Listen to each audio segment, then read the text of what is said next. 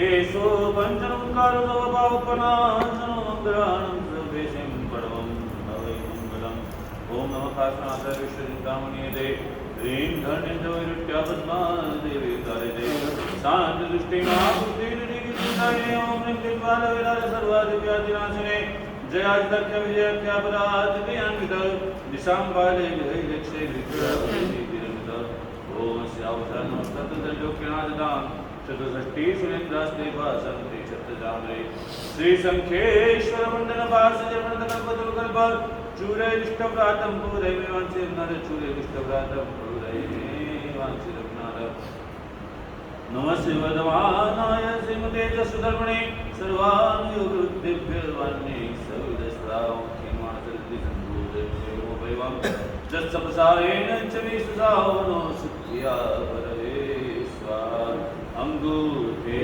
अमृतवसे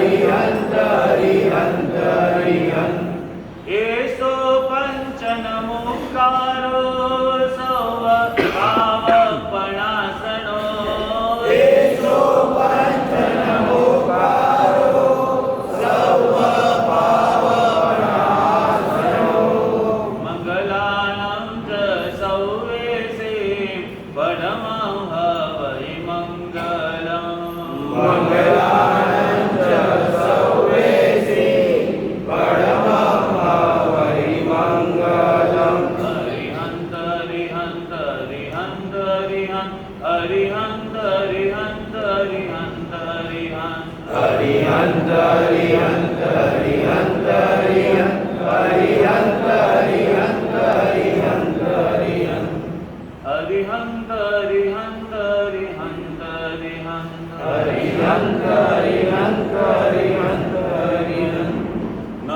जिनाणं जिय भयाणं नमो जिनाणं जिय भयाणं नमो जिनाणं जिय भयाणं नमो जिनाणं जिय भयाणं नमो जिनाणं जिय भयाणं नमो जिनाणं जिय भयाणं नमो जिनाणं जिय भयाणं नमो जिनाणं जिय भयाणं नमो जिनाणं जिय भयाणं नमो जिनाणं जिय भयाणं नमो जिनाणं जिय भयाणं नमो जिनाणं जिय भयाणं ॐ नमो भगवते श्रीपार्श्वनाथाय ॐ नमो भगवते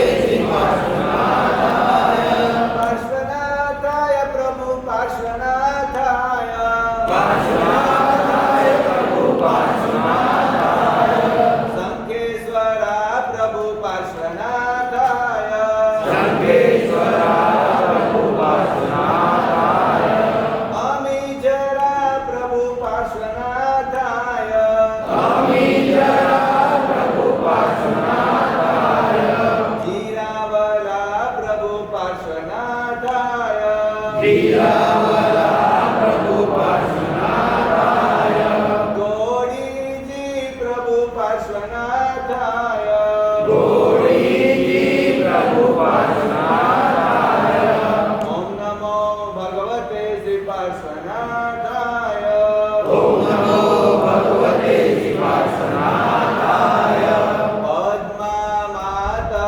परिपूजिताय पद्मा माता परिपूजिताय शङ्खेश्वरा प्रभु पार्श्वनाथाय शङ्खेश्वरा प्रभु पार्श्वनाथाय माणिभद्र परिपूजिताय माणिभद्र परिपूजिताय चिन्तामणि प्रभु पार्श्वनाथाय चिन्तामणि प्रभु पार्श्वनाथाय नाकोडा भैरव परिपूजिताय नाकोडा भैरव परिपूजिताय नाकोडा प्रभु पार्श्वनाथाय नाकोडा प्रभु पार्श्वनाथाय ॐ नमो भगवते श्री पार्श्वनाथाय ॐ नमो भगवते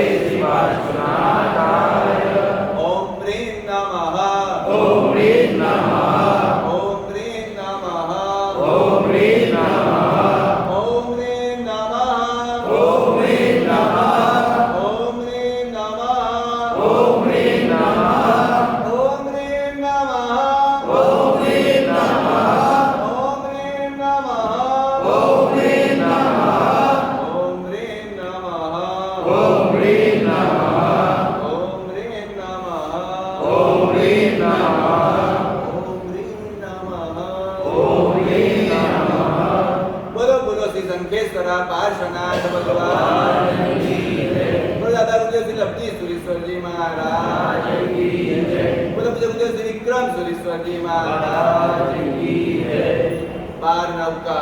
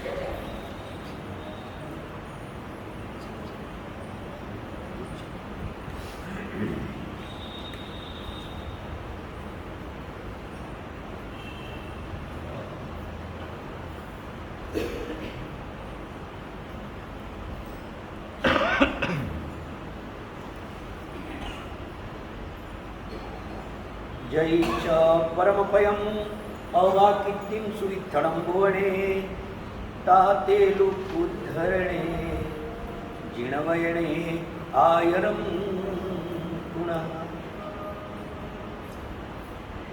परमात्मा साधना के केंद्र बिंदु,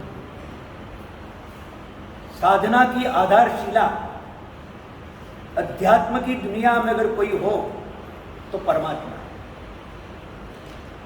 प्रभु को छोड़कर, परमात्मा को छोड़कर, उसे मुंह मोड़कर कोई कितना भी दौड़कर चले मंजिल तक नहीं पहुंच पाएगा अगर केंद्र से भगवान को हटा दिया।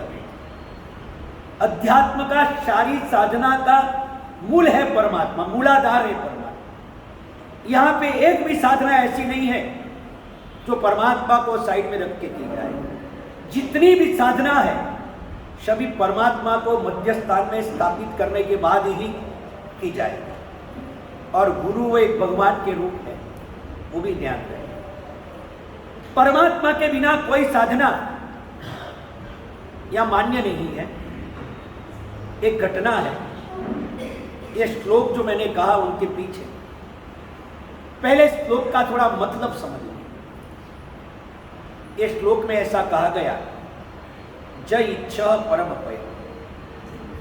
अगर तुझे परम पद की इच्छा है, तुझे परमात्मा बनना है और तू ये चाहे कि दुनिया के अंदर मेरी उज्जवल कीर्ति भी हो, एक रास्ता है परम तक पहुंचने का, परमात्मा के करीब जाने का, और इनसे आगे कहे तो स्वयं परमात्मा होने का।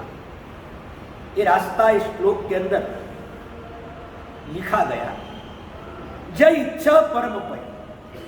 अगर तुझे मोक्ष में जाना है, परमात्मा को पाना है और परमात्मा से मिलना है, तो तू एक काम कर, जिण वयने आयरम गुण, जय इच्छा परम पय। अगर तुझे परम पद चाहिए तो भगवान की आज्ञा के अनुसार जिण वयने मतलब जिन वचन के अनुसार आयरम पुनः प्रयास कर।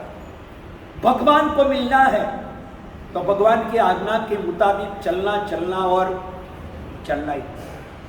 आज्ञा मुताबिक जो नहीं चलेंगे, उम्र भर चलते रहेंगे, जन्मों जन्म तक चलते रहेंगे, चलना होगा, मंजिल का मिलना नहीं होगा। वो चलना क्या काम का जिसे मिलना नहीं होता है, वो खाना क्या काम का जिसे पेट न भरता हो, वो पीना किस मतलब का जिसे प्यास बुझती न हो। आखिर में प्रवृत्ति का कोई न कोई मकसद और मतलब तो होना और होना ही। भगवान को पाना है तो उसकी आज्ञा के अनुसार चलना और चलना होगा। इस श्लोक का मतलब है अब जीवन में जो भी करो, ख्याल इतना रखो, इनमें मेरे भगवान की आज्ञा है कि नहीं। संविधान के विरुद्ध कोई भी चले वो देश का गुनहगार है। संविधान के बिना उसको तोड़कर, उसको मरोड़ कर या उसको छोड़कर कोई चले उनके विरुद्ध में, वो देश का गुनाह है, वो देश का गुनहगार है।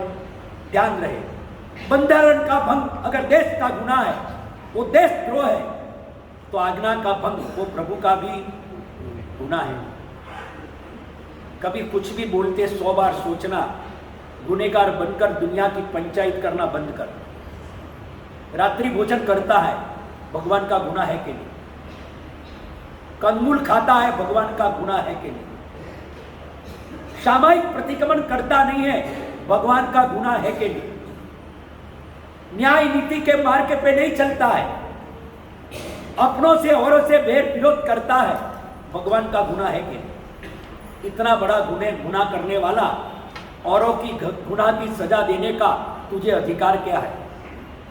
औरों की गुनाह की बात और चर्चा बयां करने का तुझे अधिकार नहीं है। वो दुनिया का गुनहगार है, तो भगवान का गुनहगार है। समझ में आई बात? सबसे बड़ा गुनाह किनका? सबसे बड़ा गुनाह किनका? एक दुकानदारी से गद्दारी करे वो गुनाह है,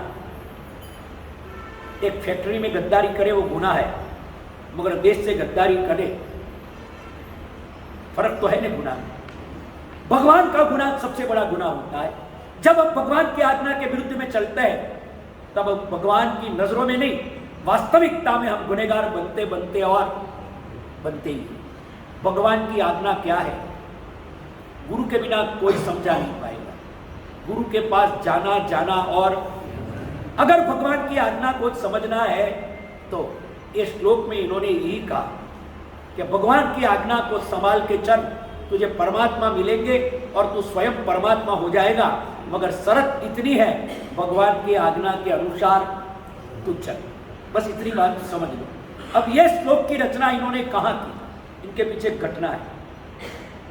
पालिताना गए थे, भगवान महावीर के हाथ से दीक्षित महात्मा नंदी से पालिताना गए, दादा के दर्शन किए, नीचे आ रहे थे, करीबन चंदन तलावड़ी के करीब पहुंचे होंगे। वहां पे अजीतनाथ दादा और शांतिनाथ दादा की दो मिंदर थे, दो देरिया थी, सामने थी। यहाँ देखो तो शांतिनाथ, यहाँ देखो तो अजीतनाथ भगवान, इधर अजीतनाथ भगवान थे, इधर शांतिनाथ भगवान। दोनों के बीच बैठकर उन्होंने स्तुति की, बैठ गए वहां भगवान के साथ और स्तुति की। और इतिहास में ऐसा लिखा गया, परंपरा में ऐसा सुना गया और पूर्वजों के मुख से ऐसा कहा गया कि जैसे उन्होंने भक्ति शुरू की, स्वयं श्लोक निर्मित होते गए। स्वयं श्लोक निर्मित सिखाना नहीं पड़ता है, कभी हम स्वयं भी सीख जाते हैं। बनाना नहीं पड़ता है, कभी स्वयं जहां चाहना है ना वहां चलाना नहीं पड़ता है, हम चल जाते हैं। राइट भाई, यहाँ आવું શક્ય ખરું? એટલે આવારો મુંબઈ શું અત્રી ગરમી, મોડે ગરમી लागे रही है। तो आप लोग एसी में बैठने वालों, ये तो अच्छा है, बाथरूम में भी एसी है कि नहीं मालूम नहीं, तो वहाँ भी एसी लगा दो आप लोग। गाड़ियाँ में एसी, घर में एसी, कमरे में एसी, दिमाग में ऐसी नहीं है इसलिए दुनिया ऐसी तैसी है, छोड़ो। वहां पे ऐसी आ जाए ना तो बेड़ा पार हो जाए। ये प्रवचन सुनने का भाव होता है तो इंसान कहीं से कहीं गुरु के करीब चला जाएगा और चला जाएगा। पालिताना में बैठे भगवान की स्तुति चाली, स्वयं श्लोक बनते जाते हैं। और लिखा जैसे भक्तामर के लिए आपको पता होगा, बेड़िया टूटती गई और श्लोक बनते गए और बेड़िया टूटती गई और मानतुम श्री महाराज के हाथ पैर सभी छूटते गए। श्लोक बनाए नहीं थे, श्लोक ले जाना नहीं पड़ता है, हम स्वयं चले जाते हैं जहां हमारा प्यार होता है, जहां हमारा दिल होता है। कोशिश तो वहां करनी पड़ती है जहां कलेजा लगा नहीं है। जहां कलेजा लग जाता है ना, वहां कोशिश नहीं होती है, वहां स्वयं हो ही जाता है, स्वयं हो ही जाता है। नंदीसेन महात्मा लोग बोलना शुरू किया और कहते कि चमत्कार हुआ उनकी भावों की दुनिया से। दो जो देरिया भगवान की आमने सामने थी एकदम करीब आ गई, एकदम करीब आ गई और उन्होंने जो स्तोत्र बनाया उनका नाम रखा गया अजित शांति। हर 14 के दिन हम लोग बोलते हैं, नव स्मरण में भी उनका स्थान है। अजित शांति की रचना, इनके पीछे की तवारीख, हिस्ट्री, इतिहास यह है कि जब वे बोल रहे थे इतने भावुक हो गए थे कि भावुक होते होते भगवान की मंदिर की देरिया भी आपस में आकर, ये देवताओं का चमत्कार है। ध्यान, भगवान कोई चमत्कार करते नहीं, चमत्कार करते वो भगवान होते नहीं। दो बात का ध्यान रखें, जिन शासन की मर्यादाओं को समझे, उनके तत्वज्ञान को समझे। जैन दर्शन परमात्मा का स्वरूप वितराग स्वरूप मानता है, बराबर। वितराग इसे कहा जाए जिन्होंने अपनी इच्छा को खत्म कर दिया है। वितराग, जिनमें से राग चला गया, द्वेष चला गया, इच्छा बची नहीं है, इच्छा का संपूर्ण नाश होता है, तभी इंसान वितराग होता है। और जो वितराग होते हैं उनको कोई इच्छा होने का, क्योंकि इच्छा वो मोहनीय कर्म का उदय है। इच्छा वो मोहनीय कर्म का, जब मोहनीय का नाश हो गया तो इच्छा पैदा होने का कोई, उनकी जितनी प्रवृत्ति है स्वयं है, वे करते नहीं है, होती है। आई समझ में बात? सूरज उगता है, सूरज उगता है, तालाब में जो कमल होते हैं क्या होता है? तालाब ना कमड़ो एक सूरज उगे छे અને ખીલી જાય, સૂર્ય એ કમળોની પાંદડી ખોલવા માટે નીચે આવી અને એક એક કમળને ખોલતો નથી.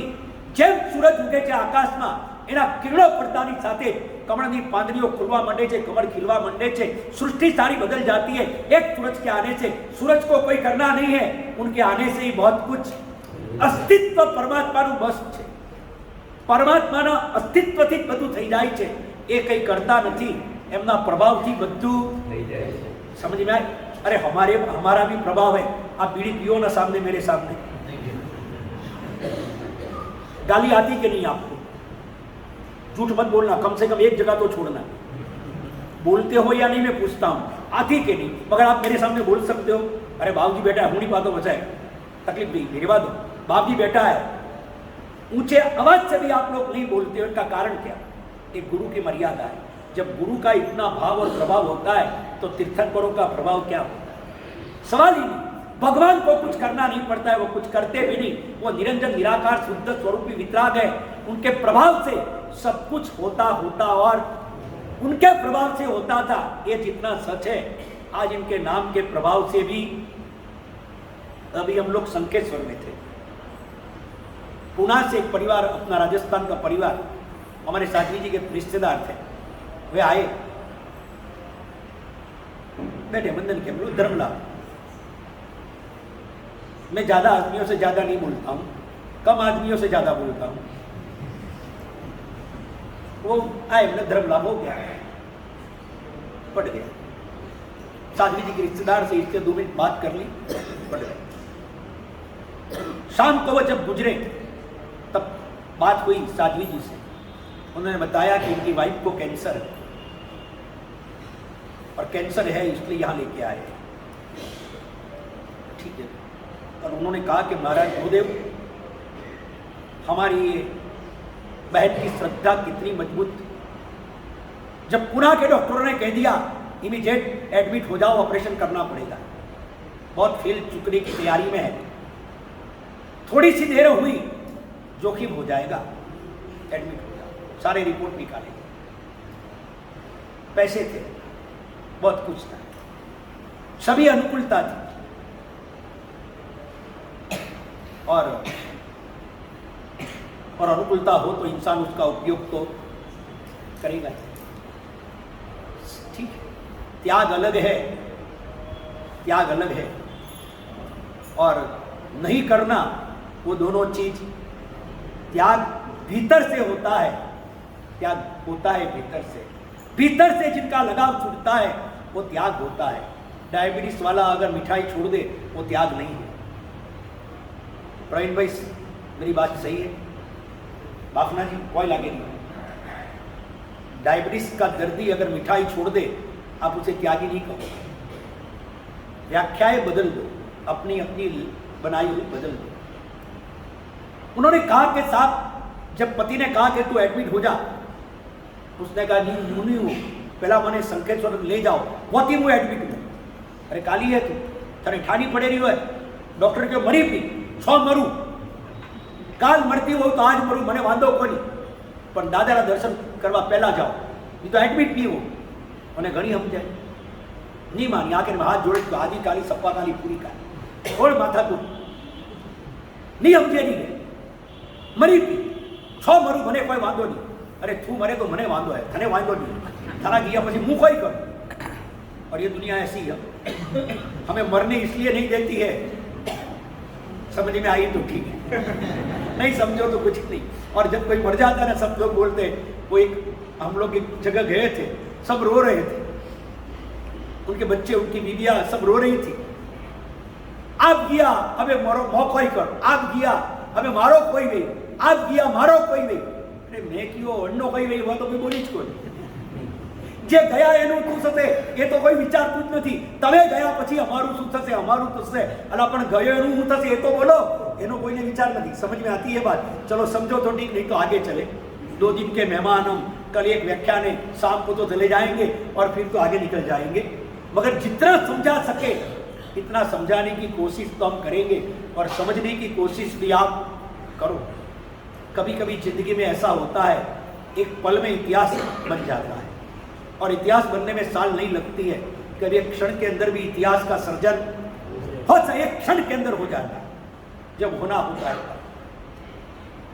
कई बातें किया पुना અને પુના નામ ઘણું યાદ રહે, माणिकचंद गरीवाल, माणिकचंद, आरएमडी, पुणे वाले का नाम बहुत याद रहता है। आए थे एक दिन हमारे पास रसिक भाई, हम सूरत में थे, गुरुदेव कुछ कामकाज कुछ नहीं, रात थी, करीबन 7:30 बजे होंगे, उनके दोस्त से साथ में सब थे, बैठे थे, हम बहुत सारी बातें हुई।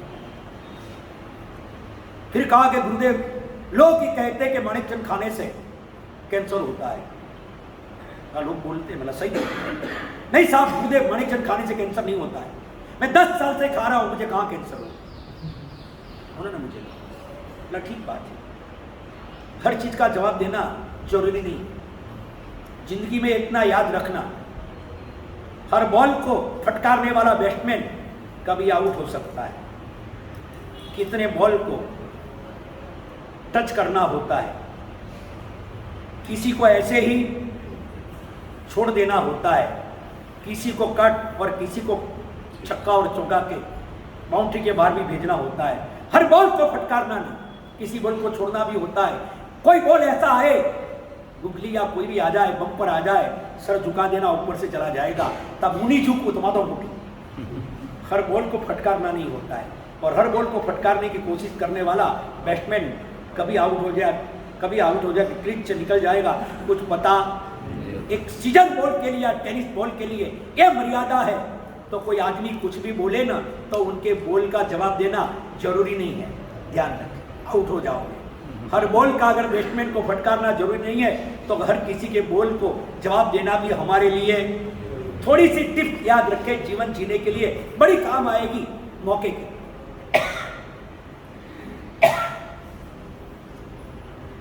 कई बात हाँ, मैंने माणिकचंद बराबर सुन के नीचे में पास है, खबर याद नहीं रखता है, करने का कहते हैं। फिर मैंने कहा ठीक है, अब जवाब देना नहीं था, पर 2-4 बार उन्होंने कहा कोई छोड़े ने तो परवाह नहीं है, कोई छोड़े नहीं, हमने परवाह नहीं, पर छंछेड़े ने तो थोड़ी तकलीफ थी है। 2-4 बार बोला, 2-4 बार मैंने कहा अब इनको जवाब देना पड़ेगा, जवाब देना, मगर जवाब में गुलाब देना, तेजाब नहीं देना, इतना भी ध्यान रखना, जवाब तो दो। मैंने कहा रसिक भाई, उनके जो गुरु थे ना रसिक भाई के, वो हमारे भक्त थे, ओंकार जी बासा खेतला, वो हमारे भक्त थे और वो उनको गुरु मानते थे। मैंने कहा रसिक भाई, बड़े गुरुदेव सही बोलता हूँ, सही बोलते, मैं 10 साल से खाता हूँ, मुझे कैंसर अब तक नहीं हुआ। लोग झूठ बोलते हैं कि गुटखा खाने से, माणिकचंद खाने से कैंसर होता है। बोला रसिक भाई, होता है ना तो कह के नहीं होता, इतना ध्यान रखना, जब होता है ना तो समझ नहीं भेजता है, नोटिस नहीं भेजता है, होने के पहले वो समाचार नहीं भेजता है। बस मैंने और आगे जवाब नहीं दिया। आखिर में जिंदगी पूरी हुई ना, पता है आपको कैसे पूरी हुई, ध्यान रहे, जीवन के अंदर बदला बुरा का मिलता। और मैं पुणे की बात कर रहा था, और ये बात मुझे याद आ गई। उस साविका को कहा कि तू समझ, हॉस्पिटल में एडमिट हो जा, मर जाऊंगी मगर नहीं होंगी, स्व मरू, और संखेश्वर पहला जाओ, दर्शन करूं दादा, अने बहुत ही मरू। अब कितना भी बड़ा आदमी क्यों ना हो, कितना बड़ा, आखिर में घर के अंदर तो आप समझो मानना पड़ा। बाई प्लेन अहमदाबाद, गाड़ी संखेश्वर, शाम को पहुंचना था वापस, दूसरे दिन एडमिट के लिए तारीखें तय कर दी। आए संखेश्वर, पक्षाल का चढ़ावा लिया और दादा का पक्षाल किया। ये बनी हुई सत्य घटना। हम चतुर्मास पे विनीत विहार में, खैर विनीत विहार तो अब रही नहीं, उसे जमीन दोस्त कर दिया गया और उनकी जगह पे अब एक छोटा सा पौधा था, एक बड़ा बड़ला का निर्माण हो रहा है। करीब 7 माल की धर्मशाला का निर्माण हो गया, करीब 4-5 तो मंजिल पूरी होने आई। उसी जगह पे दादा के बिल्कुल गेट के सामने दादा की घंटी का आवाज आए, दादा का मंदिर खुले, एक 10 सेकंड में आप मंदिर के गेट के पास पहुंच सको। दादा के परिसर के गेट में बीच में खाली रोड है और कुछ नहीं। तो हम लोग भी पक्षाल में गए थे, पक्षाल पूरा हुआ और वो बहन ने दादा का जो पक्षाल था कटोरी में ले लिया और धड़ धड़ पी गए। 2-4 लोग बोले रे पक्षाल, उसके साहब ने बोला काली हुई भगवान रो पक्षाल नहीं पीवी छे, कदी नहीं पीवी छे भगवान रो पक्षाल, देव द्रव्य दोष लागे नहीं पीवी छे। भगवान के सामने रखा हुआ फल भी नहीं खा सकता है जैन, तो भगवान के सामने किया हुआ पक्षाल कैसे पी सकता? नहीं पी सकता। थोड़ा नाराज भी हो गए, गर्म हुए, बोले तूने गलत बात किया। बोले मैंने ठा है, मैं जो कीधो हमजे ने कीधो है। ये क्या समझ के किया?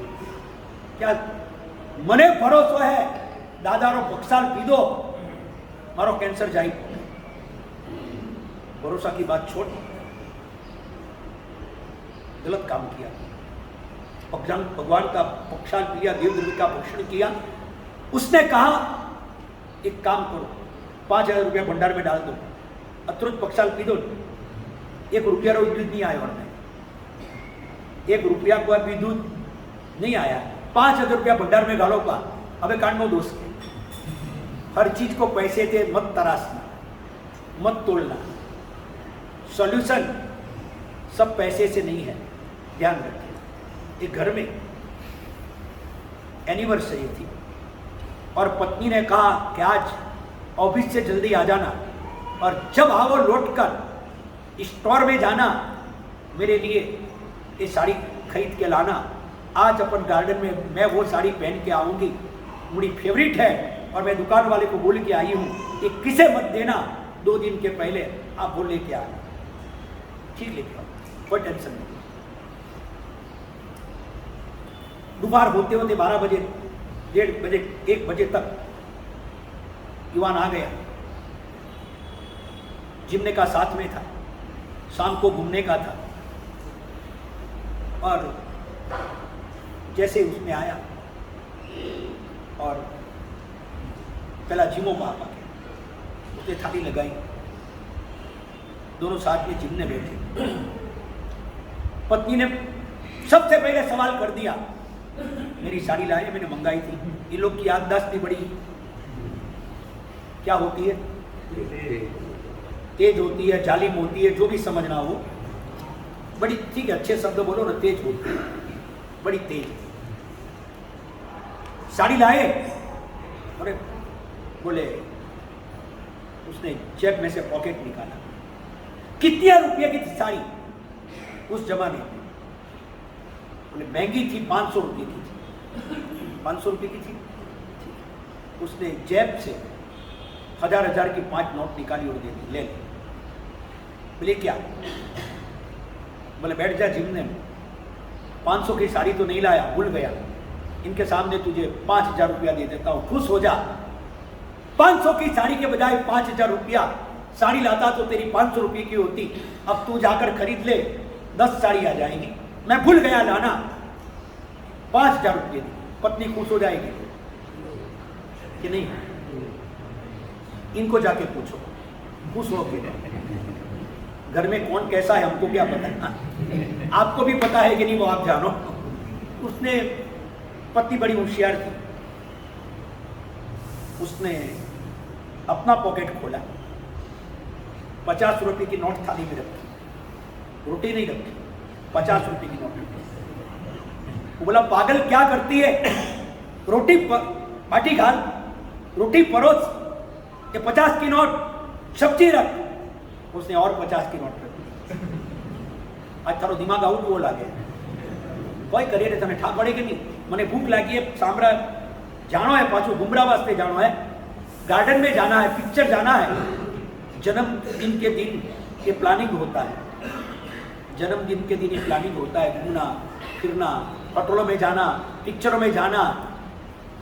जैनियों का प्लानिंग अलग होता है, जन्मदिन आया है, मंदिर में जाना है, पूजा करना है, स्वद्रव्य से 8 प्रकार पूजा करूं, गुरुदेव के पास जाऊं, उनके करीब बैठूं, 2 शब्द सुनूं, परोपकार करूं, कुछ अच्छे। अभी हमारे एक भक्त का बर्थडे जब बर्थडे तो ये दिवसे बर्थडे अपने सारे कर्मचारियों को बुलाया, पूरा नहीं बोलूंगा मैं, अब ताजुब करो, अब ताजुब करो। अपना बर्थडे को मनाने का तरीका, गुरु के पास आने का तरीका, मंदिर में जाने का तरीका, बर्थडे मनाने का तरीका, उन्होंने अपने जितने भी काम करने के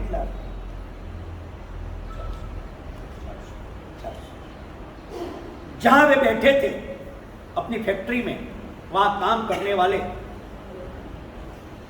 जितने थे सबको बुलाया। उस दिन जो आए थे सबको बुलाए। और अब ताजुब करोगे, सबको उन्होंने बर्थडे के मनाने के तरीके, जितने बैठे थे, बड़ी फैक्ट्री, सब कारीगर को, सब लेबर को कितना क्या,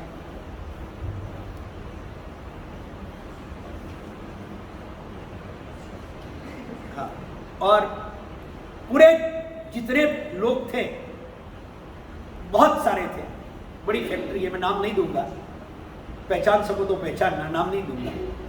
जितने थे सबको 1200 रुपया पहले दिया।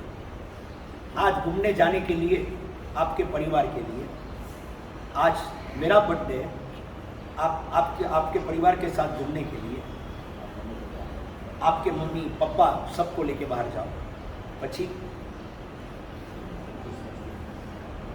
ये लोगों ने भी किया। और जो लोग थे उनके करीब 25 साल से काम कर रहे थे, 25 साल से जो अपनी फैक्ट्री में काम करते थे, सभी को 1-1 लाख रुपया दिया। कितना? 1-1 लाख रुपया। પછી બીજા બધા किसको 25,000। बात जो नहीं आए थे और काम करके गए थे, उनके वहां भी आप मानोगे करोड़ रुपये, करोड़ से ज्यादा, 2-2.5 करोड़, मुझे पता नहीं है, इतने रुपये पर डे के अंदर अपने वहां काम करने वालों को, परिवार को उन्होंने दिया। ये भी एक तरीका है। जाइए मंदिर में, जाइए थानक में, जाइए उपाश्रय में, जाइए भवनों में। आप मंदिर मार्गी हो, तेरापंथी हो, थानकवासी हो, दिगंबर हो, आप कोई भी हो, भले आप अजय हो, जैन हो, मगर तरीके कुछ सीखो। अपना जन्मदिन हो तब पाप के काम के बजाय प्रभु को कहो सैल्यूट है परमात्मा, थैंक यू परमात्मा, इस दुनिया में आपने मुझे भेजा, आज के दिन तो कम से कम में आपने भेजा है, तो आपकी मर्यादा रखूं। हो सकता है कि आज तो मैं पाप न करूं, और आज तो हो सके उतना पुण्य मेरे हाथ से मैं कर लूं। अगर सोच बदल दो तो सब कुछ बदल सकता है। करोड़ रुपये बर्थडे के दिन वो यहीं बैठे हैं, ये करने वाले यहीं बैठे। मैंने तो बहुत कम कहा, 5-10% कहा, बाकी 90% कहना अभी बाकी है।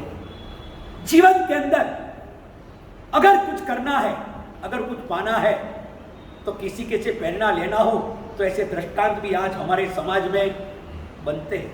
वो बहन पूना से आई, दादा का पक्षाल पी लिया।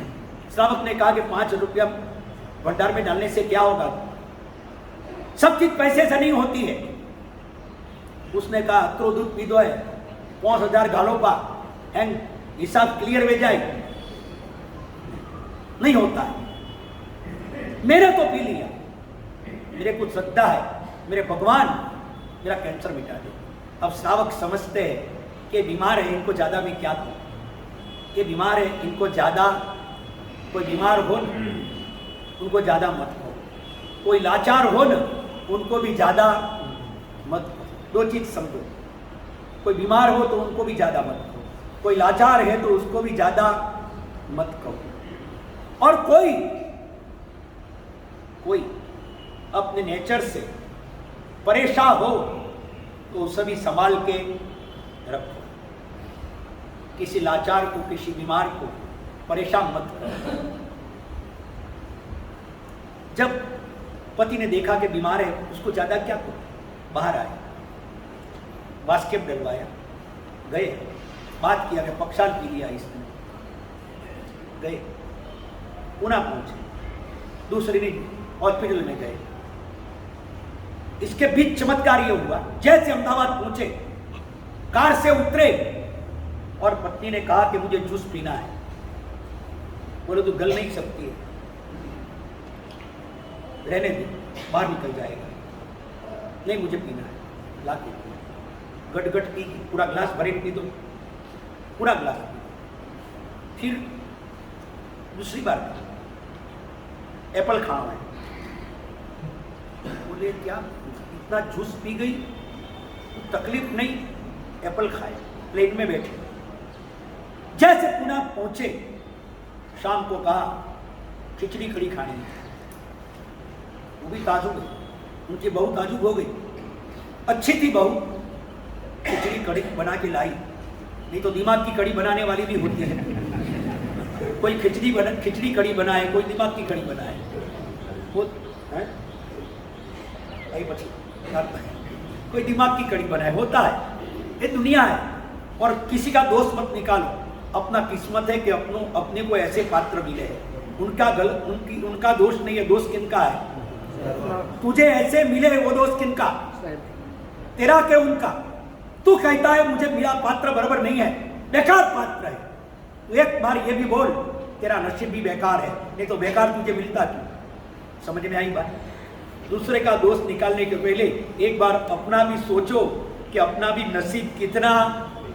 कोई करू भागी परिवार एड़ो मलियो है ने थारो परिवार में केरियो है क्या वेड़ो मलियो है, कोई करो ये दुनिया है, ध्यान रखना। अपने नसीब के हिसाब से ही अपने को जो भी कुछ होता है मिलता है। किसी को तराशने के, किसी को बोलने से कोई फर्क पड़ने वाला नहीं है। अब शाम को खिचड़ी कड़ी खाई, सुबह बोले चलो डॉक्टर के वहाँ, बोले भाई कोई है, खिचड़ी कड़ी खा दी, एप्पल खा दो, अबे बोले रही हूँ, पानी पी दो, चाय पी दी, मारो कैंसर कियो आप मानो। मगर पति को बहुत प्यार था, वो नहीं माना, नहीं तुझे चलना ही होगा, कोई जरूरत नहीं, मैं मतलब मुझे क्यों लेके जाते हो, नहीं चल। लेके गए डॉक्टर के वहाँ। डॉक्टर ने कहा कि लेट मत करो, एडमिट हो जाओ, बहुत लेट कर दिया आपने। उसने कहा कर दो भर्ती। भाई ने कहा मैं नहीं हुई, मैं नहीं होंगी भर्ती, एडमिट नहीं होगी हॉस्पिटल में, डॉक्टर पहले चेक करो। डॉक्टर ने कहा बहन हो गया सब चेक, रिपोर्ट बहुत खराब है। 2 दिन पहले का रिपोर्ट था, 2 दिन के बाद का रिपोर्ट निकाला, कोई फर्क नहीं है बहन, हो जाओ एडमिट। बड़ा डॉक्टर था, मगर पैसे वाले लोग के साथ उनका रिश्ता भी बहुत था। और पैसा होता है तो हमेशा आदमी, पैसे वाला गर्म होता है, सामने वाला नरम होता है। फिर क्या मालूम, जो सच जुड़ा होता है दुनिया में। भाई नहीं मानी, उसने कहा कि डॉक्टर साहब अभी नहीं मानेगी, रिपोर्ट निकाल दो। उसने कहा कि देखिए भैया रिपोर्ट तो निकालो, समय होगा और खर्चा भी बहुत होगा। खर्चा आपको थोड़ी कि आप लोग पूछ सकते हो, मगर समय बर्बाद मत करो। अब समय बर्बाद करने की बात छोड़ो, ये नहीं मानेगी, आप कर लो। डॉक्टर ने कहा बहन जी समझो, डॉक्टर आप समझो, मैं कहती हूँ मुझे कैंसर नहीं है, मेरा कैंसर मिट गया। डॉक्टर का बहन समझो, नहीं मैं नहीं समझने वाली, आप समझो। और एक बात कहूं, लिखो, एक डायरी में लिखो, कोई ना समझे तब आप समझ जाओ सुखी होने का ही रास्ता है। यही बात समझ में आई? बाई नहीं समझी तो डॉक्टर आखिर में समझ गया, बोले चलो रिपोर्ट ले लेता हूं। दोनों ही अगर ना समझ होते तो चर्चा होती, कुछ काम, मगर डॉक्टर समझ गया कि अब ये समझने वाली नहीं है, ठीक है। डॉक्टर ने कहा देखो फिर भी अब एक बार रिपोर्ट निकालने दो बहन जी। रिपोर्ट निकाले नहीं, आप ताजुब करोगे, नील शबी रिपोर्ट बिल्कुल क्लियर। 2 घंटे के बाद सब हुआ तो डॉक्टर ने कहा कि आप कहाँ गए थे, कौन सी दवा लेके आए? वो आदमी ने कहा हम तो कोई दवा लेके नहीं आए, हम संकेश्वर गए थे भगवान के वहां मंदिर में दर्शन करेंगे आए, कोई दवाई नहीं ली। एक टैबलेट तक नहीं लिए। तब उसने कहा कैंसर का एक भी जम्स नहीं है, बिल्कुल क्लियर है, आपने जो भी दवा ली हो हमको बताओ, हजारों लोगों के लिए काम आए। ये पुणे के हॉस्पिटल में बनी हुई सत्य घटना। तो साहब ने कहा साहब कोई दवा नहीं ली है, ऐसे ही हम तो दर्शन करके आए। तब वो भाई ने कहा एक बड़े डॉक्टर के पास मैं गई थी। डॉक्टर ने कहा सब बात, आप झूठ क्यों बोलते मेरे साथ? डॉक्टर ने कौन सी दवाई दी बोलो, मैं भी वो डॉक्टर से कांटेक्ट करूं। और हमारे महाराष्ट्र के अंदर, पुणे के अंदर भी पेशेंट आते उनको काम लगेगा, डॉक्टर का नाम बोलो। नाम क्या बोला उसने? टैबलेट का नाम बोलो। उसने कहा दादा का पक्षाल। डॉक्टर ने पूछा कहा है ये क्या? डॉक्टर मराठी था, बोले दादा का पक्षाल, इनका मतलब क्या? तब वो सावक ने समझाया कि हमारे भगवान को जो अभिषेक करते हैं उसे हम पक्षाल कहते हैं, नमन बोलते हैं। डॉक्टर साहब कोई दवा नहीं की, कोई डॉक्टर के पास नहीं गए थे, हम गए थे हमारे संकेश्वर पारसनाथ भगवान के मंदिर में। इनके पक्षाल को, हमारे वहां नहीं है पक्षाल पीने का, जैन के लिए मना है, हम कभी नहीं पीते हैं, पाप लगता है। मगर ये नहीं समझी, उसने दादा के पक्षाल की कटोरी भर के पी ली। और उस समय मुझे उसने कहा था मेरा कैंसर मिट गया, दादा के पक्षाल ने मेरा कैंसर मिटा दिया। हालांकि हमारे वहां नहीं होती परंपरा, हम नहीं मानते, मगर ये कैंसर उसी समय से मिट गया। एयरपोर्ट के ऊपर उसने एप्पल खाया, जूस पिया, घर में खिचड़ी कड़ी खाई।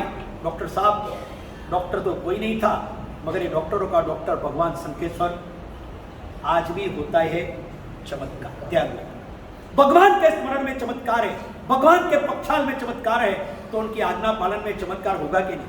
चले उनकी आज्ञा के हिसाब से। कभी सोचना मत कि भगवान की आज्ञा के अनुसार चलूं और मेरा नुकसान हो, कभी नुकसान नहीं होता है। वाकई में कभी ऐसा होता है, ड्रेसिंग करना होता है तो थोड़ी तकलीफ होती है, वाकई में फायदामंद होता है।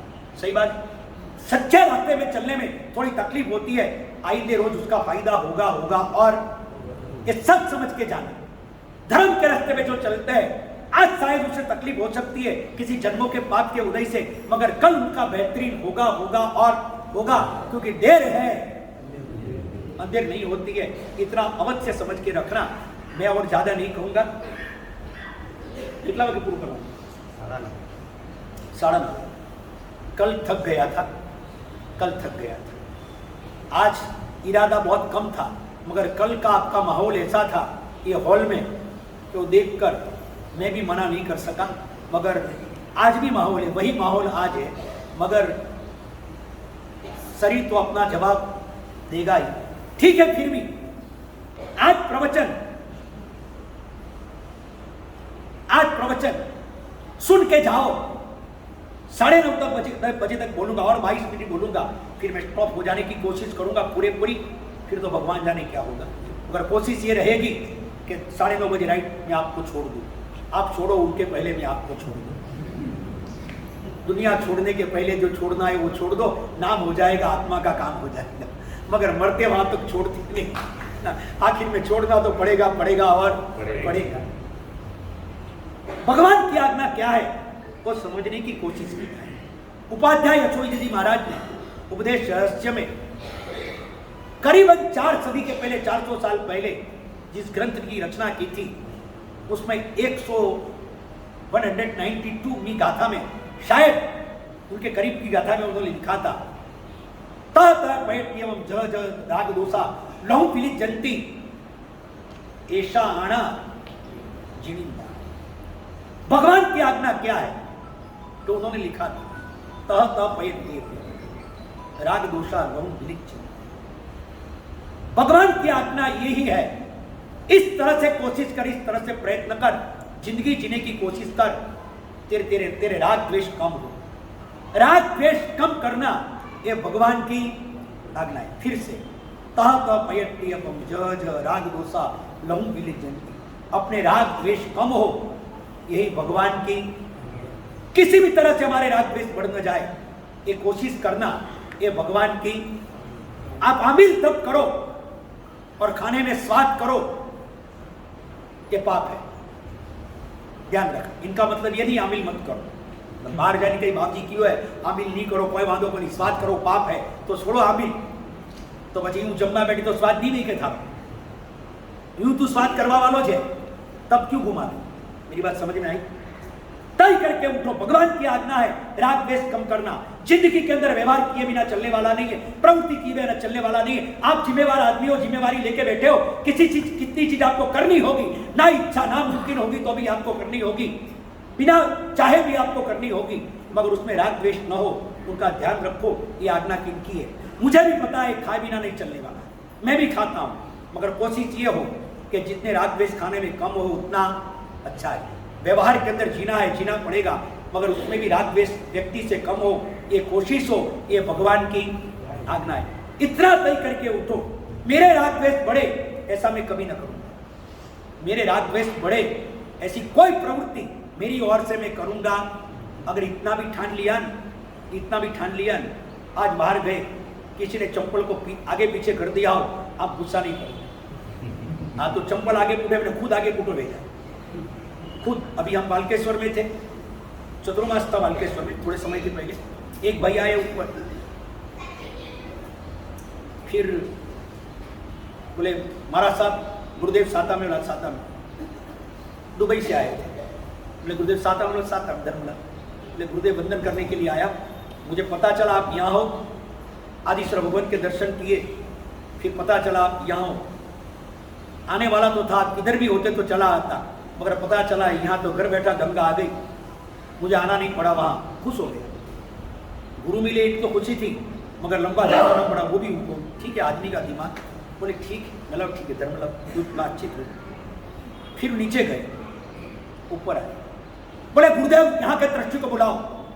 आग बबूले। बोले क्यों? कुछ मुझे लगा डोनेशन करना होगा। बोला मंदिर में जाके, पेड़ी में जाके मिल लो। बोले साहब पेड़ी वाले सुनते नहीं है।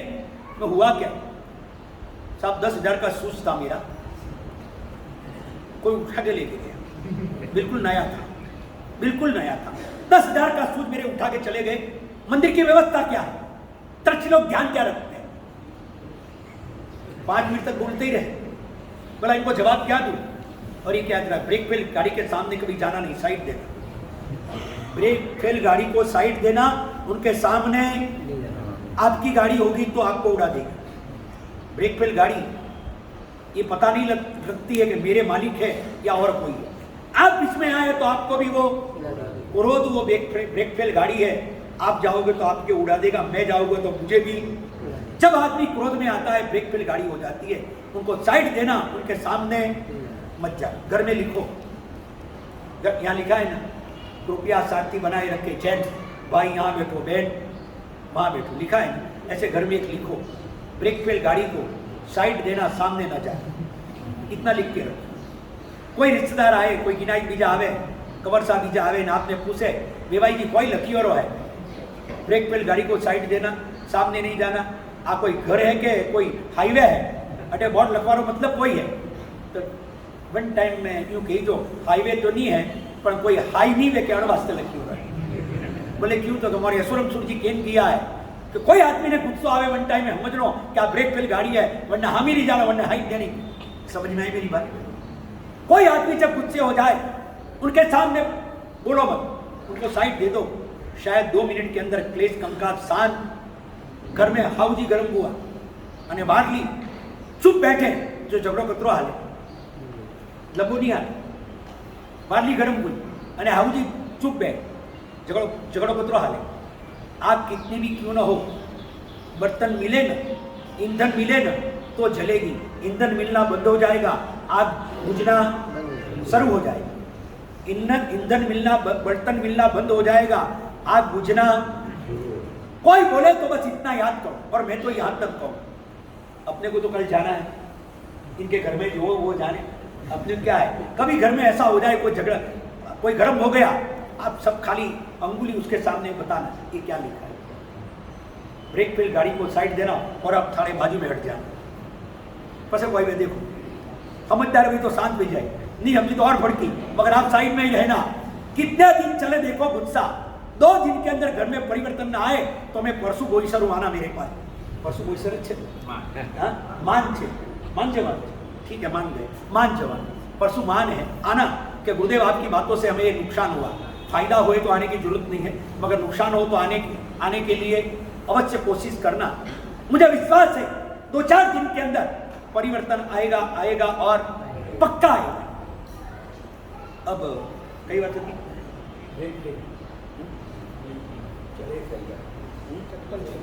जूते की बात थी, कौन सी बात थी? हाँ सूज, ऐसे ही यार ये लोग बूट नहीं पहनते नहीं, इसलिए बूट की बात इनको याद नहीं है।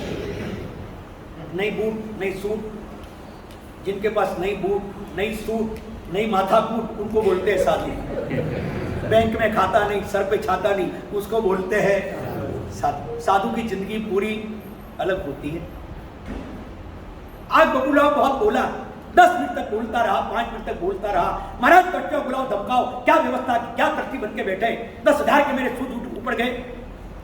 अब तो गुजरात मैंने 10,000 का हमारा सूद ऊपर गया, तरकीब ध्यान रखू जो आम से तेम से कोई शांत छोड़ ले। मैं कीधું भाई મને મારા સાહેબ કંઈ કહો તો ખરા। મેં હું એટલું જ કહું, આજે તો તારા સૂજ ઉપડ્યા છે, તારા બૂટ ઉપડ્યા છે, એક દિવસ તું એ ઉપડી જવાનો, કોને ફરિયાદ કરવા દે? સમજ્યા નહીં વાત? આજે તો બૂટ ઉપડ્યા, આવતીકાલે તું એ ઉપડવાનો, કોને ફરિયાદ કરી? તારી ફરિયાદ કોણ કરવા જશે? તારી પત્ની કરવા જશે કે મારો માણસ ઉપડી ગયો? કોને ફરિયાદ કરશે? લોકો બૂટ માતા બૂટ અને તારા બૂટને માટે ટ્રસ્ટીઓ થયા છે અહીંયા, તારા બૂટને આચરવા માટે। પહેલી વાત તો બૂટ પહેર્યા વગર ઘરથી આવ ને, એટલી તકલીફ ને ભગવાનને મળવા જાય ત્યારે બૂટનું કામ કરે, બોલ્યા વગર નીચે ઉતરી ગયો, હાથ સુધી દેખાયો નહીં, પતી ગયું। જીવનની અંદર ધ્યાન રાખો, જેમ તમારા રાગદ્વેષ ઓછા થાય એવો પ્રયત્ન કરો, એ ભગવાનની આજ્ઞા છે। અને આ બધી ભગવાનની આજ્ઞા જાણવા માટે આ બધી થાકી ગયું, પણ 15 મિનિટ कथा आप भगवान की आज्ञा जानने के लिए आपको जाना कहां पड़ेगा? कहां जाओ? और किसी जगह भगवान की आज्ञा सुनना नहीं मिलेगा, जाना पड़ेगा आपको सदगुरु के। सतिया जी यहाँ प्रवचन देते हैं, हमारे सतिया जी देते हैं। जहां जहां गुरु का प्रवचन हो, शरीक हो, कभी न कभी जीवन के अंदर 2 बोध मिलेगा। शायद जीवन में उजियाला एक नीम के पेड़ के नीचे बैठने से भी अगर हेल्थ के लिए अच्छा होता है। नियॉन लेबोरेटरीज क्या बोलती है? एक नीम के पेड़ के नीचे बैठने से स्वास्थ्य को लाभ होता है। हकीकत है, नीम के पेड़ के नीचे बैठने से भी अगर तबीयत के लिए लाभ होता है, गुरु की औरा में बैठने से लाभ होगा कि नहीं? एक पेड़ के करीब बैठने से अगर लाभ हो जाए तो गुरु के करीब बैठने से लाभ होगा होगा होगा। और मगर तुझे नीम के पर भरोसा है, ये गुरु के पर भरोसा है या नहीं, तू तेरा सोच। बैठ गुरु के पास, वो बोले या ना बोले वो छोड़ दे। ये जरूरी है कि गुरु के पास आप जाओ और गुरु आपसे बात करे, जरूरी नहीं है। नीम का पेड़ बात नहीं करेगा तो भी फायदा होगा। नदी के किनारे पे बैठ जाओ, कुछ बोलो मत, आंख मूंद के बैठे रहो, ठंडी हवा, आंख खोली तो नजारा दिखेगा, नहीं खोली तो ठंडी हवा, तो तंदुरुस्त पवन तो मिलेगा मिलेगा और मिलेगा, बहुत कुछ मिलेगा। संतों के करीब बैठने से एक बार उनके पास जाओ, कभी मंदिर में चले जाओ, भगवान के मंदिर में चले जाओ, बैठो उनके पास। आप पूजा करो कि न करो, आपके कर्म धर्म आप जाने, आप संप्रदाय जो भी मानते हो चले जाओ, मगर साधु के पास, परमात्मा की मूर्ति के पास बैठो। मैं दावे के साथ कहता हूँ, कुछ न कुछ अच्छे वाइब्रेशन आपको आएंगे आएंगे। और आके बैठो स्थानक में, घर में बैठने के बावजूद यहाँ बैठने से वाइब्रेशन अच्छे आते कि नहीं? अच्छा, क्योंकि यहाँ आने वाले अच्छे भाव लेके आते हैं और अच्छे भाव यहाँ बना देते हैं। यहाँ पे संसार की कोई पॉलिटिक्स नहीं है, यहाँ पे संसार की कोई झंझट नहीं है, यहाँ पे संसार के कोई कावे धावे रगड़े झगड़े नहीं है, यहाँ मेरा तेरा नहीं है, यहाँ सब कुछ है। तो भगवान अपना है और अपना है। ऐसी जगह बैठने से भी कुछ फायदा होता है। जाइए ऐसी जगह पे बैठो, जहाँ जाने के बाद आपके मन के अंदर कुछ न कुछ पवित्रता आएगी आएगी और आएगी। तस्कीन और शांति और आसाइश तो मिलेगी और मिलेगी। ध्यान रहे, ऐसी जगहों में बैठने से भी बहुत कुछ मिल सकता है। ये निजी अनुभव है अपना, कि अच्छी जगह में जाने से अच्छा होता और होता ही। गुरु के पास बैठो, वो बोले या न बोले, नजरों से देखे या न देखे, हम नजरों से देखेंगे न तो भी हमें लाभ होगा और होगा, निश्चित होगा। अगर हमने उनके पर नजर कर दी और उनके करीब बैठ गए, हमारे लिए तो बहुत कुछ होगा और अनिश्चित बात से जाओ। गुरुदेवनी पासे जाओ, साधु संतोनी पासे जाओ, एनी पासे जईने बेसो। अरे कभी तो ऐसा भी होता है, ना पसंद है ना, और गुरु आए ना पसंद, फिर भी गुरु के पास अगर किसी का जाना हुआ और कोई गुरु सामने से आ गए तो अभी लाभ होता। और मेरे गुरुदेव ने एक कहानी कही थी, गुरुदेव विक्रम सूरी महाराज, 10 मिनट बाकी है। गुरुदेव ने एक कहानी कही थी। गांव के अंदर एक जीवराज जी सेठ थे, बड़े पैसे वाले, बहुत पुरानी कहानी मैंने मेरे गुरुदेव के मुख से सुनी थी। मेरे गुरुदेव का नाम था पूज्य गुरुदेव श्री असीम उपकारी विक्रम सुरेश्वर जी महाराज। कलकत्ता से पालीताना और पालीताना से कलकत्ता का 6 महीने के संग पूज्य गुरुदेव की निष्ठा में निर्विघ्न निकले थे। ये सदियों का इतिहास में सबसे पहला था। तो उन्होंने एक बात कही थी प्रवचन के अंदर, मुझे आज भी याद है। गांव के अंदर जीवराज जी बड़े पैसे वाले, सबसे ज्यादा श्रीमंत रिचेस्ट आदमी वो। एक दिन मरने का टाइम आया, सेठ के सांस का दौरा टूटने लगा। जब सेठ को लगा कि अब मैं जा रहा हूं, जीवराज जी को लगा अब मुझे जाना है, बेटे को बुलाए, लगता है जी मचल रहा है, अब मेरा समय पूरा हुआ है, मैं जा रहा हूं। बेटों ने दौड़ कर डॉक्टर को बुलाया, स्टेथोस्कोप लगवाया, पल्स देखा, चेक किया और कहा अब चंद घड़ियों का, चंद मिनटों का खेल है, जिनको भी बुलाना है उनको बुला, अब समय बचा नहीं है, अब बहुत कम समय बचा। चारों बेटे बहू पास में बैठ गए जीवराज जी के पास, रोने लगे। चारों बहू रो गई, चारों बेटे रो गए। और जीवराज जी ने कहा रो मत, रो, जाना तो सबको पड़ता है, मेरा भी समय आ गया है, आप सब सबल के साथ में प्रेम से रहना। आखिरी में माँ बाप की इच्छा यही होती है कि बेटे प्रेम से एक साथ में, माँ बाप की आखिर की इच्छा तो ये होगी बेटे शांति से रहे, क्योंकि जीवन में तकलीफ ना आए, हर माँ बाप की इच्छा होती है, हर गुरु की इच्छा होती है, हर माँ बाप की इच्छा होती है, सभी की इच्छा ये होती है कि परिवार हमारा खुशहाल रहे। तो कहा बेटा ठीक से रहना। एक बहू थी जो बड़ी बहू, उसने अपने पति को इशारा किया, जाओ मंदिर में जाओ, जाओ थानक में जाओ, कस्बे में जाओ, कोई बाप जी बीजा आया हुए तो लेने आओ। पैसा ने मंगली खुनावे, गति अच्छी रही, लेने इशारा से समझाया, धीरे से कह दिया, खटुए के नीचे मुंह डालकर, क्योंकि पता था ससुर जी को साधु संत पसंद नहीं है, पता था। 40 साल शादी हुई थी उनको हुए, पता था। लड़के ने जब पत्नी ने कहा तब बड़ा बेटा खड़ा हुआ और जाने लगा। तो जीवराज ने देखा कटे जा ही हुआ है, बैठ, मारो मरवानो टाइम ने बाहर फरवारो मन में रही है, बैठ जा।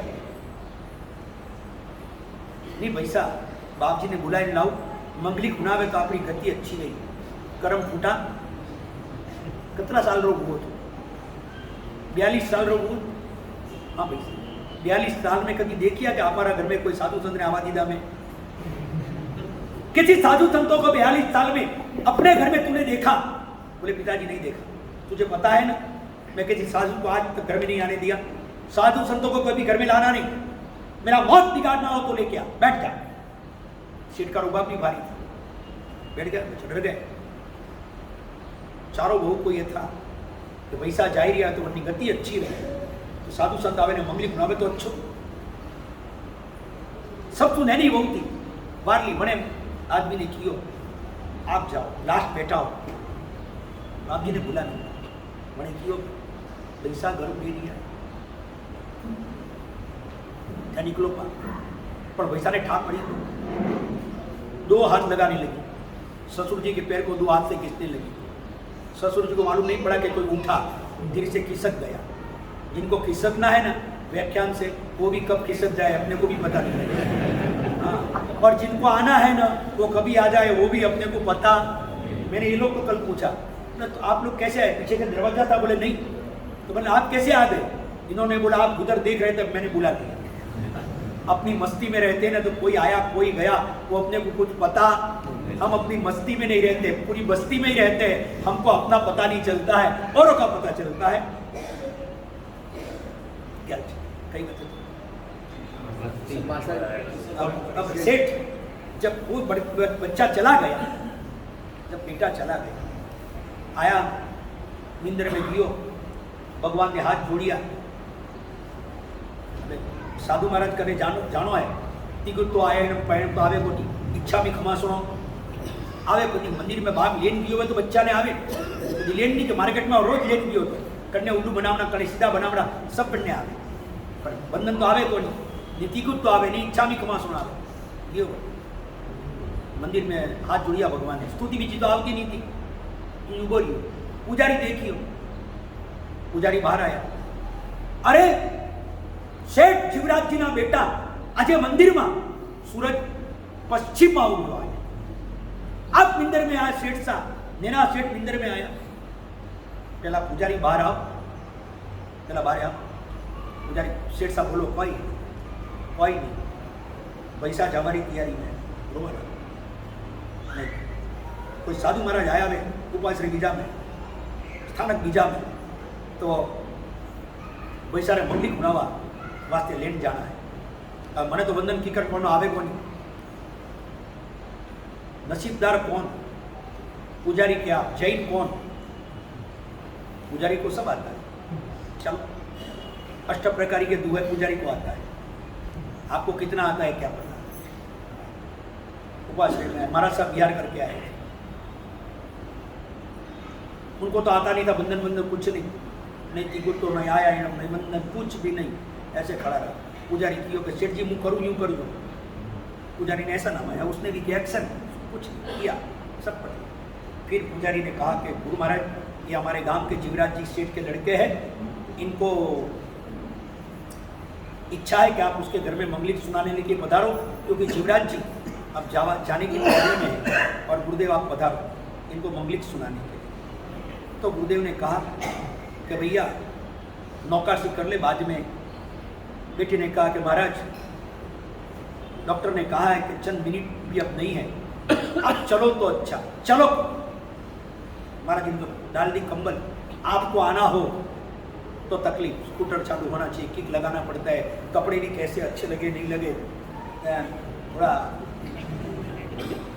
वो क्या बोलता है कलर लगाना पड़ता है गाड़ी को भी कलर होता है आदमी को भी कलर होता है जो भी है सब करना पड़ता है कितनी टाप टिक फिर आप आ सकते हो अच्छा लगना चाहिए अच्छा दिखना चाहिए तो अच्छा दिखने के लिए जितनी कोशिश करता है ना इतनी कोशिश अगर अच्छा बनने के लिए करे ना तेरा बेड़ा पार हो जाएगा समझो थोड़ा उसने कहा कि ठीक है चल आए आधे रास्ते में बेटे ने कहा कि महाराज जी मेरे पिताजी बड़े नास्तिक हैं आपको देखकर गालियां देंगे आप आओगे उसको पसंद नहीं आएगा तो महाराज जी ने कहा फिर मुझे लेके क्यों जाते हो जब तुम्हारा बाप मुझे पसंद नहीं करता है गाली देने वाला है तो मुझे ले जाने की कोशिश क्यों मैं चलू जाऊं यहाँ से नहीं गुरुदेव वो सीधा आदमी था इसलिए सीधी बात बता दी मेरी घरवाली ने कहा है कि महाराज को लेके आओ कि मंगलिक सुनेंगे बाबा तो उनकी गति वैसा अच्छी गति में जाए इसलिए मैं आया हूँ सेठ टेढ़ा मेढ़ा हो तो बाप जी को भी घुमा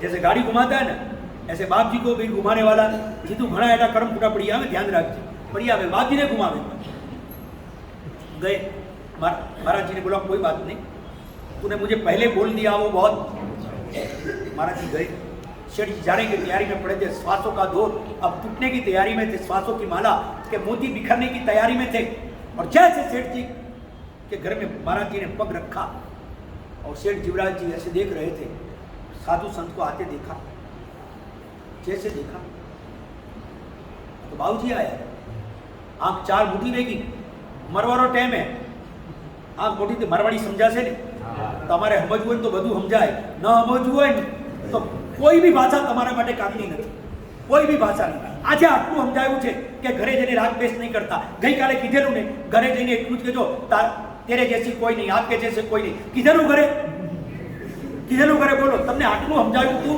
કે જો આટલું કહેશો ને તો આખું આખા ઘરનું વાતાવરણ તમે કઈ ભાષા સમજો છો એ જ અમે સમજતા નથી આપણે બે નથી સમજતા અમે નથી સમજતા કે તમે હું સમજો ને તમે નથી સમજતા કે અમે હું કહીએ બે સમજતા નથી આ બે સમજી જઈએ ને તો 9:30 થાય એટલે પૂરું થાય મુદ્દાની વાત હવે महाराज जी जब अंदर के जीवराज जी ने देखा और जैसे देखा कि बाबूजी कौन लेने आए सेठ गर्म हुए देखा बेटो कर कौन साधु महाराज को बुलाने गए?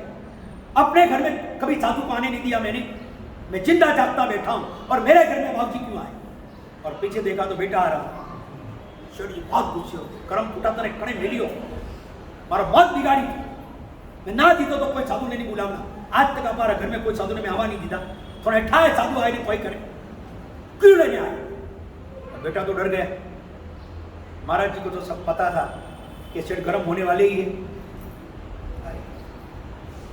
जीवराज जी धर्मलाभ बाकी नीचे के धर्मलाभ आया हूँ पासा मुक्त। मारे कोई दर्शन बीजा नहीं करना है, मैं कोई बुलाया नहीं तो जाओ पासा। नास्तिक साधु के पति एलर्जी, साधु एनर्जी है, उसकी एलर्जी कभी मत करना। एनर्जी की एलर्जी करने वाला कभी न कभी घोटाले में जाएगा, घाटे में जाएगा और एनर्जी को संभाल के उसे एलर्जी मत करो। जब जीवराज जी गर्म हुए, महाराज जी ने कहा जीवराज जी मैं मेरे काम से आया हूं, मुझे मालूम है साधु जब आता है तो कोई काम लेके आता है। आज तो पता चला किसने कहा होगा, ये बेटे ने कहा कि मेरा मौत का टाइम आया है। मुझे पता है अभी आप बोलोगे कैसे अभी जा रहे हो, कुछ धर्म का अच्छा काम करके जाओ। टिप टपरा लेने आया वो, एक पियो देवा वालों को नहीं ध्यान रख, जो आया पासा जाओ, कटने दीदो को नहीं અને થોને મળવા વાલો થોને દેવા વાલો કોની જાઓ પાછા। મને થાય કે છો આયા તો કોઈને કોઈ ચંદો લખાઓ, હું નહીં દઉં, એક पियो नहीं दो। महाराज ने कहा, महाराज जी बड़े होशियार थे, सोच समझ के बोलते कि जीवराज जी हूँ लेवा नहीं आयो हूँ, पर आज सुबह कोई हो कि हूँ उपाश्रय में आयो ने एक भगत आज बेसतो महीनो तो मंगली खूणમાં हर महीने आवे, तो आज आयो અને મંગલી ખૂણ્યો હોતી 20 लाख रुपया कैश नगद मारा हामी ले लिया। અને કહ્યું બાપ जी ये 20 लाख रुपये आपको समर्पित। मैंने गए महीने में मंगलिक सुनने आया तब सोचा था अगर बाप जी ना मंगलिक में दम गए, बाप जी के मंगलिक में दम गए, आ सौदो मारो अगर पास हो जाए, टेंडर पास हुए, 1 करोड़ रुपया मिली, 20% बाकी। बाप जी ने पार्टनर बनाया कि बाप जी અને હાચો નહીં કહું, આપને ભાઈ કહું બાપ जी કમાલ વેગી, મારો ટેન્ડર પાસ વેગ્યો, 1 करोड़ रुपया મને નફો સીધો બારોબાર દીધો, 1 करोड़ रुपया મળ્યા બાપજી। મેં નક્કી કીધું તો 20% બાપજીના, તો બાપજી 20 લાખ રૂપિયા આપને દઈને જારો, જેટલી ઠીક લાગે બટે બંને યુઝ કરજો, વાપરજો, મને લાભ દેજો। મેં કીધું કાલા મેં બંને ના દીધો ભગતને, 20 લાખ રૂપિયા લઈને જા, હું કન્નો પાર્ટનર હું કોની, મારે કોઈ છે જે કોની, ઉઠાવ થારી પિયાટો, कोई काम करना है जरे तने कहूँ आज के अटे पिया मत में ले जा। बाप जी हूँ तो नेक आदमी, ऑनेस्टी द बेस्ट पॉलिश। हाँ मैं ऑनेस्ट आदमी हूँ, मारो तो नियम है कि 20% आपरा पार्टनरशिप रा आप लॉ के नहीं दावे जी करो, हूँ तो मिले जाओ दौड़े नहीं। मैंने कतरी बूम लगाई नहीं आयो, अबे रुपया 20 लाख नगद पड़िया ऊपर से मन खावे देखे तो कोई लागे हिंदी में बोलूँ काले बता समझ से कि नहीं कौन मारवाड़ी समझो बदा काले गुजराती करो आज मारवाड़ी अच्छा एम करो आज आज एक दाड़ो वच्चे हिंदी भी આવી ગયું તણે ભાષા સમજાય મરાઠી બધી सांगू आई का नहीं जवाब मराठी में कौन से मुद्दानी बात पर पाछा संस्कृत को समझना नहीं है वो तो अपने पूर्वजों की भाषा है, अपना उनसे क्या लेना देना। चलो छोड़ो बात, जितना समझ में आए उतना। तब जीवराज जी बोला 4:30 થઈ બસ 1 મિનિટ तो तू ककड़ाओ तो मैंने खबर पड़े ना, तू आपने दे रही सांभळवामां तो फिर कई बात थी अपनी। जीवराज जी सेठ जीवराज जी शांत हुआ पछे कोई वो बात नहीं। अबे सेठ जी मैं पूछ्यो जीवराज जी क्या 20 ने करूँ कोई बात तो कालो गयो छोड़े गयो, अबे जिम्मेवारी मारी आई અને હું તો પિયાને ટચ નહીં કરું। હવે મારે છે જે નહીં पिया। मैं पुजारी ने बुलाया कि पुजारी, और एक बात ध्यान रख, गांव का जो पुजारी होता है ना पूरे गांव की कुंडली उसके पास होती है। गांव रो हजाम में के नाई अब देश में जाओ पूरा हिमाचार छई जे के गामरा नाई ने पूछो, पूरा गामरा हिमाचार बनना के न मिले, पूरे गांव के समाचार नाई के पास मिल जाएगा, क्योंकि सबको वहां आना ही पड़ता है। नाई के पास पूरे गांव के समाचार होते हैं और एक पुजारी के पास पूरे संघ के समाचार होते हैं। पुजारी को बुलाया मैंने, जीवराज जी पुजारी ने बुलाया અને બંને કહ્યું કે पुजारी અને ગામ में कोई आदमी है कि नहीं ऑनेस्ट आदमी कि जन्ने 20 लाख रुपया दो तो संभाले राखे, कदे आगा पाछा नहीं वे कोई बराबर मजबूत आदमी पुजारी मने कहो कि मारा साथ बात थोड़ी लंबी है, पूरी कल करूंगा मगर ध्यान रखें। तो बोले मैंने पुजारी को पूछा कि पुजारी एड़ो कोई आदमी है कि नहीं कि संभाले रखे? तो पुजारी मने कहो कि गुरु महाराज मोरा गांव में जीवराज जी एक सेठ है, अतरा मजबूत है, हाई सिक्योरिटी। एक बार बन्ना घर में पियो गियो होती ताकत नहीं पियारी के दुनियारी हवा बनने मले अतरी टाइट सिक्योरिटी। एक बार बाकी 20 साल होती को के मारे वाइट नॉट चाहिए नंबर वाइज बने। कंजूस जब कब्र में जाता है तब उसका धन ऊपर आता है, ध्यान रखिए। जीतू ठा बड़े रही हूँ वही कह रही हूँ। कंजूस जब ये हमारा जीतू है, मैं बंबई में रोज घोड़ी जी में प्रवचन सुनने रहता है भाईंदर, रोज घोड़ी जी पायधुरी में प्रवचन है। आज मैं यहाँ आया, कल रविवार का यहाँ आ गया, आज वापस जाके वापस जिनको प्रवचन सुनने का रस है ना सब कुछ नंबर 2 में रखेगा, मगर जिन वाणी को ये प्रवीण भाई 2 दिन से यहाँ है, वो हमारे दूसरे भगत चिकुवाड़ी वाले हो ना नितेश भाई, जिनको सुनने का रस है, भगवान की वाणी सुनने का जिनको भाव है, वो सब छोड़कर कारोबार छोड़कर जिन वाणी के श्रवण में बैठेंगे और भगवान की वाणी सुनना वो जीवन का मंगल है, जीवन का सौभाग्य है, जीवन के कल्याण का निमित्त है, ये ध्यान रहे।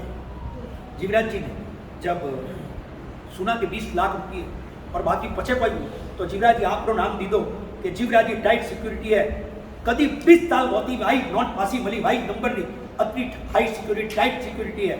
तो जीवराज जी मुंगण वास्ते आपरा आटे आयो कि 20 लाख रुपये में पड़िया है, आपरा टाबर बच्चा ने को लेट जाए आपरा कने राखे, बस अर्पण वास्ते आयो अने मारे तो कोई जरूरत नहीं है, राखो।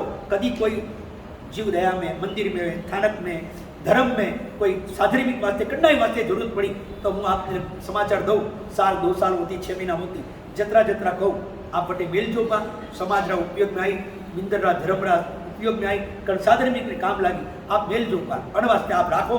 चाहिए तो हूँ आपने कहूँ कि संभाल वारो जाज चाहिए तो आप लई दो, मैंने मारे खाली पिया मुद्दल संभालो અને અત્ર સંભાળવાની મહેનત है तो उनमें जतरा चाहिए उतना आप लो पा, पर 20 लाख रुपया संभालो अण वास्ते। अरे बाप जी लेवा देवारी बात कोई करो, श्रावकरी फरज है कि साधु संतरी सेवा करे।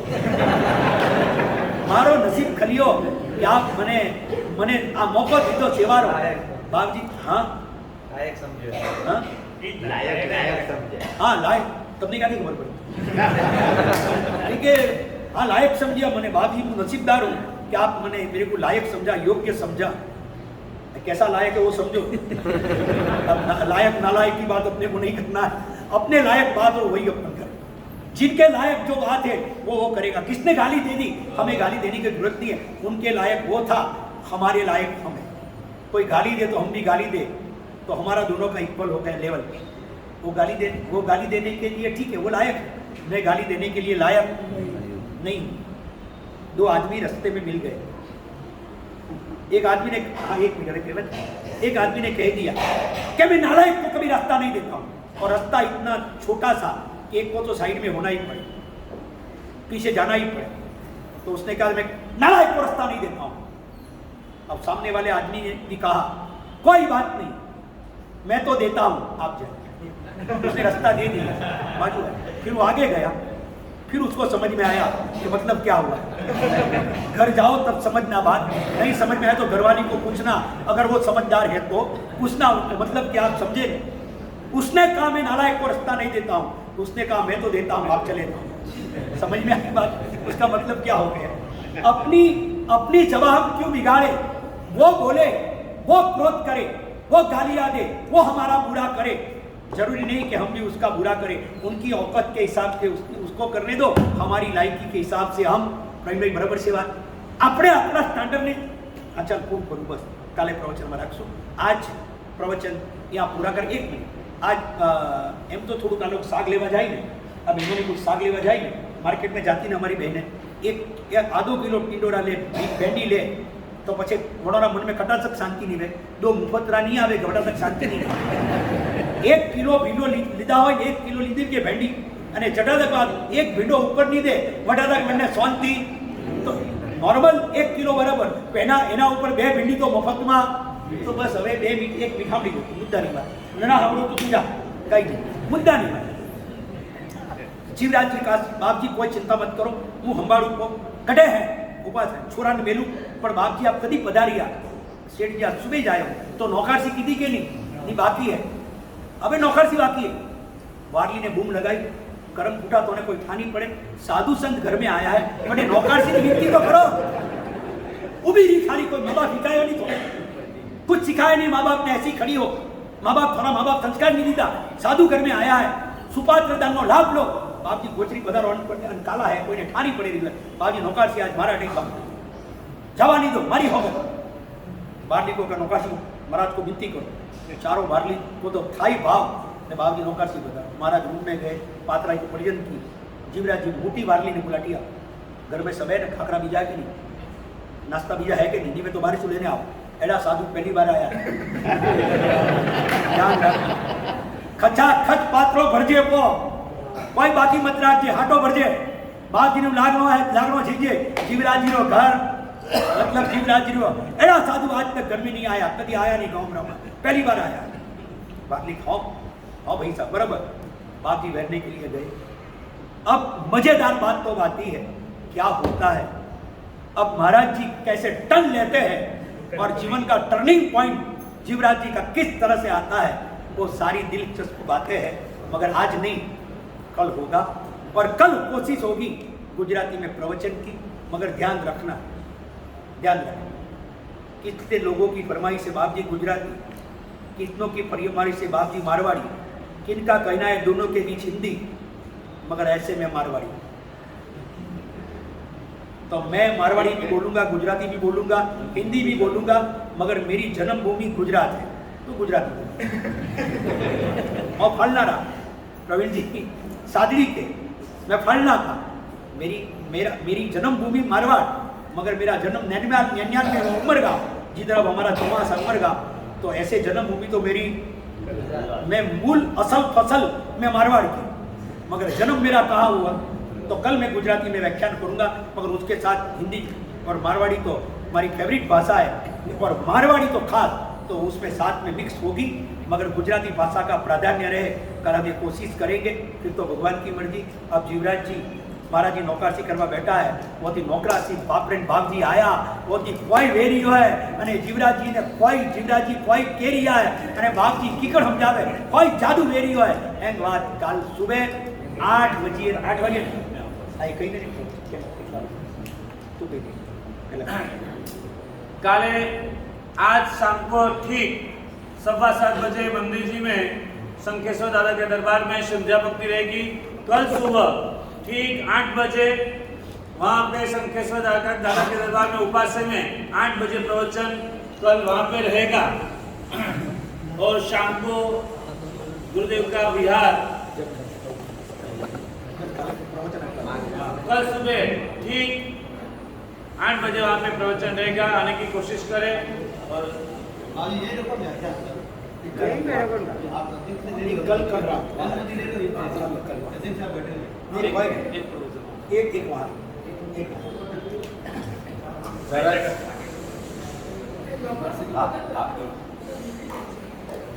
परम पूज्य आचार्य